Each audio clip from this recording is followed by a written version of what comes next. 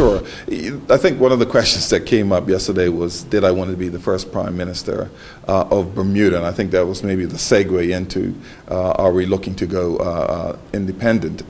This administration, independence is not on our agenda list. We know that Bermuda has spoken for some time now. We continue to look at the polls. Bermuda at this time is telling us that it is not ready to go towards independence. That is a decision that Bermuda needs to make. I believe there was another question that talked about, are we happy or satisfied as a colony where we are today and how things are going?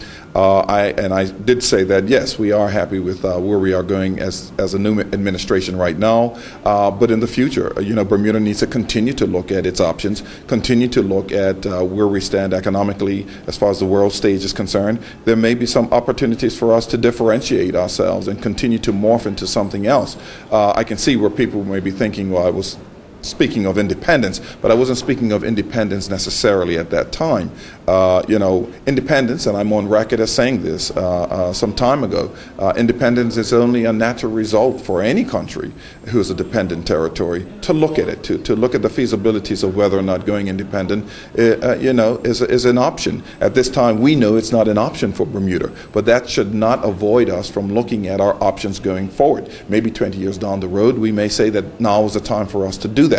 But that's a discussion that we'll continue to have as the people of Bermuda continue to look at where it is and where we stand. Again, it's a decision by all of us that we need to make collectively. Right now, I don't think that there's an advantage to moving towards independence at this particular time.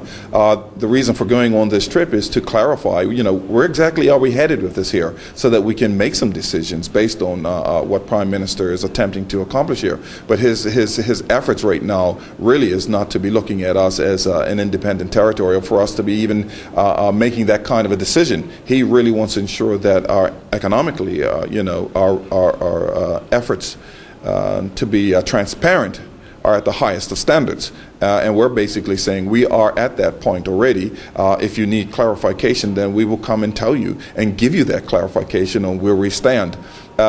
Some people may feel that this is maybe pressure towards moving us towards independence. I don't think that that's the case at all. Based on the information that I'm getting from the other overseas territories and the Crown dependencies, as well as from the administration on 10 Downing Street, that's not the direction that they're saying they're looking for here. Again, there's a lot of politics involved here.